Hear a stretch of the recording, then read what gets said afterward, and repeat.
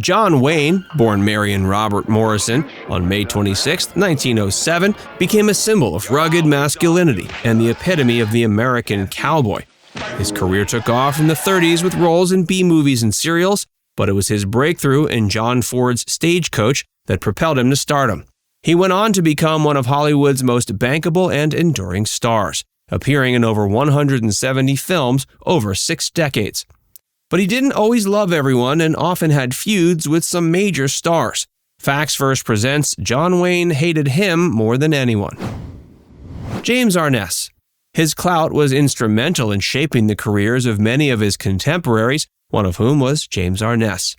Arness, a relative newcomer in the 1950s, found himself sharing screen space with Wayne in films like Big Jim McLean, Hondo, and Island in the Sky. Wayne, known for his generosity, even had Arness star in the Western flick Gun the Man Down for his production company, Batjack. But Wayne's support for Arness wasn't confined to films. Recognizing Arness's talent, he recommended him for the lead role in the TV series Gunsmoke as Matt Dillon.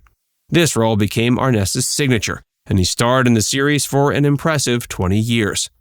But despite their professional camaraderie, the personal relationship between the two took a hit when Arness snubbed Wayne during a crucial time. In a bid to fill the role of Sam Houston in The Alamo, he reached out to his old friend Arness, but Arness, who was busy with Gunsmoke, failed to show up for the scheduled meeting.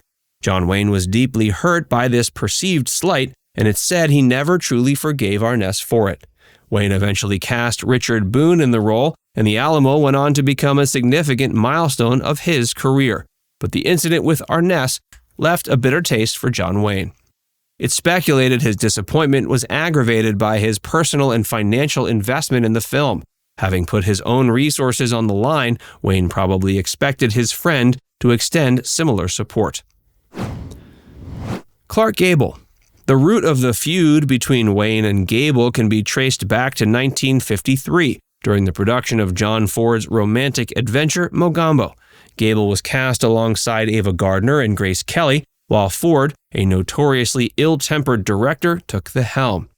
He was known for his method of pushing his cast to their limits to extract the best performances from them. This often involved making humiliating remarks about them, a tactic he employed with Gable during the African production of Mogambo.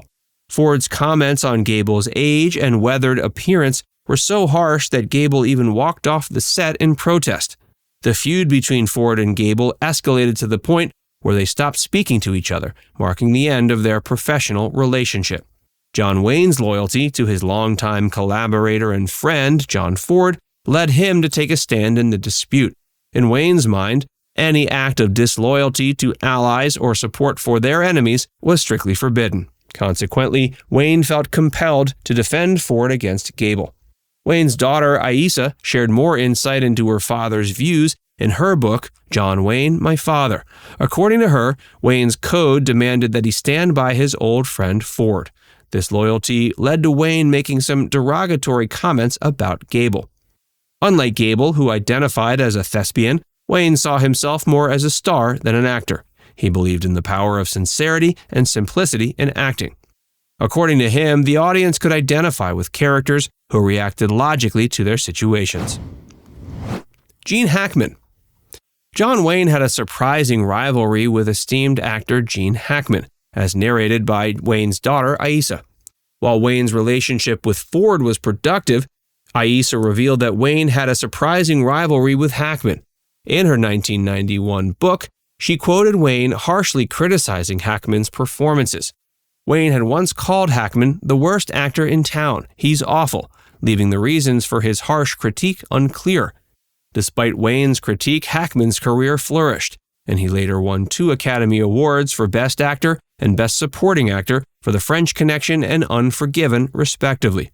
Aissa speculated that if Wayne had lived to witness more of Hackman's work, he might have changed his opinion.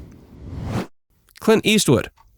The Western genre has always been a cornerstone of Hollywood, and 2 names that stand out in this realm are John Wayne and Clint Eastwood. While both are revered as iconic figures, they represent different generations and styles within the genre. Interestingly, these differences sparked a notable disagreement between the two, particularly over Eastwood's 1973 film High Plains Drifter.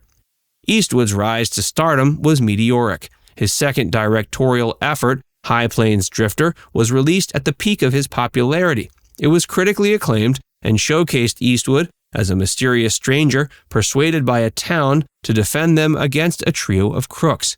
The film further solidified Eastwood's status as a respected figure in the Western genre. John Wayne was not a fan of High Plains Drifter. He felt the film didn't truly depict the pioneers of the West. This was a moment where Wayne, from his established position, criticized a young artist making his mark in Hollywood. The film revolves around Eastwood as a gun-slinging drifter who enters Lago and faces resistance.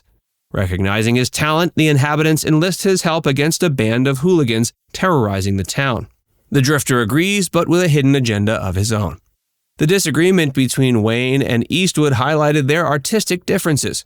As Eastwood began to find his directorial niche, Wayne leaned on his cowboy image, adding a comparatively bloated end of his career to the resume.